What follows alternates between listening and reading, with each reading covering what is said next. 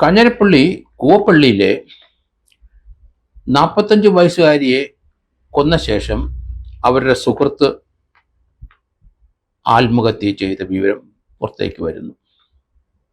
ഇടുക്കിയിലെ നെടുങ്കണ്ടത്തിനടുത്ത് കല്ലാർ തുരുത്തിയിൽ താമസിച്ചിരുന്ന ഷേർലി മാത്യു എന്ന 45 വയസ്സുകാരിയെ അവരുടെ വാടക വീട്ടിൽ കഴുത്തറുത്ത് കൊന്ന ശേഷം അവരുടെ സുഹൃത്ത് കോട്ടയം കുമ്മനം ആലുമൂട് കുരുട്ടുപറമ്പിലെ ജയപക് സക്രിയ എന്ന 38കാരൻ അവിടുത്തെ സ്റ്റെയർ കേസിൻ്റെ കമ്പിയിൽ തൂങ്ങി മരിച്ചതായിട്ടാണ് കാണുന്നത്.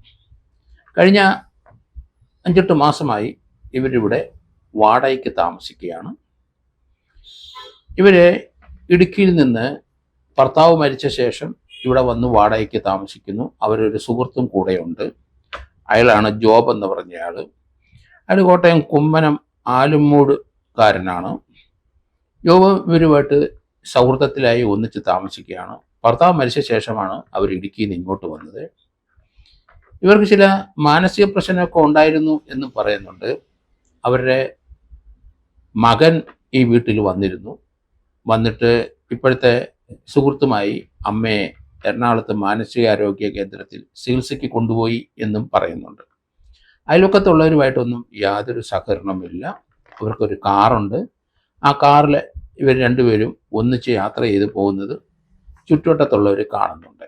ഇവരൊരു കുളപ്പുറത്ത് സ്ഥലം വാങ്ങി വീട് വെച്ചു, ബൃഹത്തായ ഒരു വീട് വെച്ചതായിട്ടാണ് അറിയുന്നത്. ഇവരുടെ സാമ്പത്തിക സ്ഥിതിയെപ്പറ്റി ഇതുവരെ നല്ല വിവരങ്ങളൊന്നും ലഭിച്ചില്ല പോലീസിന്. പക്ഷേ നെടുങ്കണ്ടത്തെ കല്ലാർ തുരുത്തിയിലെ ആയിരുന്നു ഷേർലി മാത്യു ഭർത്താവ് ഒത്ത് താമസിച്ചിരുന്നത്. ഭർത്താവ് ഒരു 6-8 മാസം മുമ്പ് മരിച്ചിരുന്നു എന്നാണ് വരുന്നത് വാർത്തകൾ. അതിനുശേഷമാണ് ഇവരുടെ സുഹൃത്തുമായിട്ട് ഇവിടെ വന്നത്. എന്നാൽ ഇവിടെ വന്ന ശേഷം ഇവർക്ക് വേറെ ചില സുഹൃത്തുണ്ടായിരുന്നു. അയാൾ കൂടെ ഇവരെ വിളിക്കുമായിരുന്നു എന്ന് തോന്നി. അത് തന്നെയല്ല, കുമ്മനംകാരനെ ജോബ് ഇവരുമായിട്ട് പണമിടപാടുകൾ ധാരാളം ഉണ്ടായിരുന്നു എന്നും പറയുന്നുണ്ട്. ഏതായാലും ഇവര് വീടിൻ്റെ കിടപ്പുമുറി തറയിൽ കഴുത്തറ്റ് കിടക്കുകയാണ്. ജോബ് അവിടെ തൂങ്ങി മരിച്ച നിലയിലുമാണ്. ആ വീടിൻ്റെ പിൻവശത്തെ വാതിൽ തുറന്നിട്ടിരുന്നു. അതിനുശേഷമാണ് ജോബ് ഇവരെ കൊന്നിട്ട് ആത്മഹത്യ ചെയ്ത് കരുതുന്നു. കാരണം ആരെങ്കിലും വരുന്നെങ്കിൽ വാതിൽ പൊളിക്കണ്ട, അകത്ത് കയറിക്കോട്ടെ എന്നുള്ളതായിരിക്കാം. പിൻവശത്തെ വാതിൽ തുറന്നിട്ടിരുന്നു. വളരെ ദുരൂഹമാണ് ഇവരുടെ കഥകൾ. എന്ത് പ്രശ്നത്തിലാണ് ഷേർലി മാത്യുവിനെ ഇയാൾ കൊന്നത്? അവർ തമ്മിൽ 8-10 വർഷത്തെ പ്രായ വ്യത്യാസമുണ്ട്. അവർ നല്ല പ്രായമുള്ള സ്ത്രീയാണ്. 45 വയസ്സുണ്ട്, ഇയാൾക്ക് 38 വയസ്സുണ്ട്. ഇയാൾ കുടുംബമുണ്ടോ ഇല്ലെന്ന് അറിയില്ല. ഇതിൽ ഒന്നിച്ചാണ് താമസം. പക്ഷെ കഴിഞ്ഞ 1 മാസമായിട്ട് ഇയാൾ അവിടെ വരാറില്ല.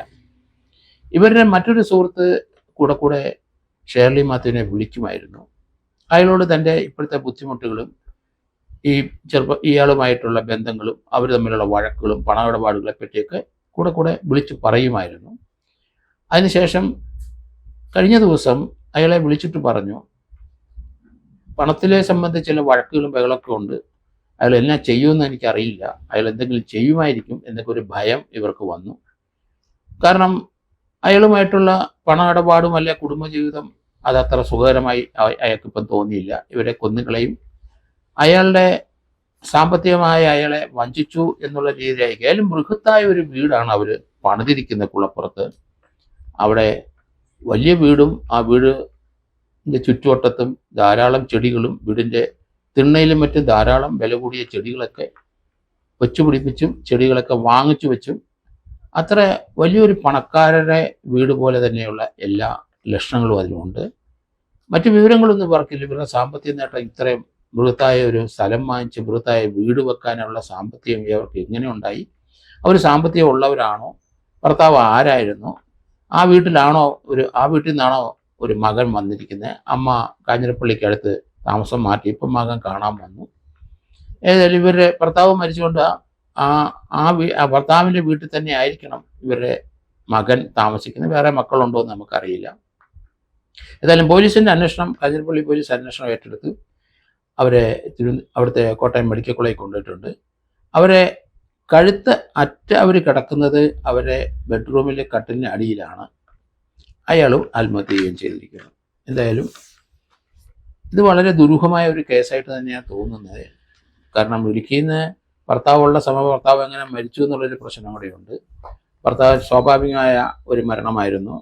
ആ സമയത്ത് ഈ ജോബുമായിട്ട് ഇവർക്ക് അവിഹിത ബന്ധവും ഉണ്ടായിരുന്നു എന്നൊക്കെയുള്ള ധാരാളം പ്രശ്നങ്ങൾ ഇതിനകത്തുണ്ട്. ഭർത്താവ് മരിച്ച ഉടനെ 6 മാസം മുമ്പ് കഴിഞ്ഞപ്പോൾ തന്നെ അവരുടെ സുഹൃത്തുമൊത്ത് കാഞ്ഞിരപ്പള്ളി താമസിക്കാൻ വന്നു എന്നുള്ളതാണ് ഈ കേസിൻ്റെ മറ്റൊരു പ്രത്യേകത. 6 മാസത്തിനുള്ളിൽ ആ റിലേഷൻഷിപ്പ് ഒന്നിച്ച് താമസിച്ചുള്ള റിലേഷൻഷിപ്പ് സ്ട്രെയിൻഡായി ഇയാൾ അവരെ കൊല്ലേണ്ടി വന്നിട്ട് ഇയാൾ ആത്മഹത്യ ചെയ്യുന്നതാണ് കാണുന്നത്.